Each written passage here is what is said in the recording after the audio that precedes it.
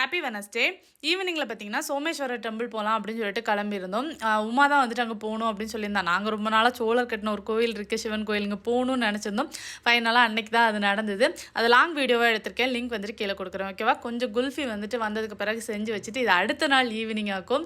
பக்கத்தில் வந்து பானிபூரி சாப்பிட போகலாம் அப்படின்னு சொல்லிட்டு பானிபூரி சாப்பிட்டு, உமா வந்து லாஸ்ட் டைம் வரும்போது இங்கே பிரியாணி ஜோனில் பிரியாணி வாங்கி கொடுத்துருந்தோம். அந்த பிரியாணி அவளுக்கு ரொம்ப பிடிச்சிருந்தது, ஹைதராபாதி பிரியாணி.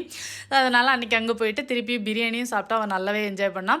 சாப்பிட்டு முடிச்சுட்டு மாமிக்கும் வந்துட்டு செடி ரொம்ப பிடிக்கும், அதனால் நர்சரி போகலாம் அப்படின்னு சொல்லியிருந்தாங்க. வரவெல்ல இந்த ஒரு நர்சரியில் தான் லைட்ஸ் இருந்தது, அதனால் அங்கே போயிட்டு கொஞ்சம் செடியெல்லாம் பார்த்து ரொம்ப காஸ்ட்லியாக இருக்குன்னு மாமி வந்துட்டு சொல்லிவிட்டு கொஞ்சம் நேரம் சுற்றி பார்த்துட்டு அப்படியே அங்கேருந்து கிளம்பியாச்சு. எனக்கு வந்துட்டு செடி பார்க்க பார்க்க ஆசை தீராது, எவ்வளோ அழகாக இருக்குல்ல, இந்த செடி வாங்கவா அந்த செடி வாங்கவா அப்படின்னு சொல்லிட்டு இருந்தேன். அத்தை வந்துட்டு வீட்டில் வைக்க இடம் இல்லை அப்படின்னு சொல்லிட்டு சமாதானப்படுத்தி கூப்பிட்டு வந்துட்டாங்க.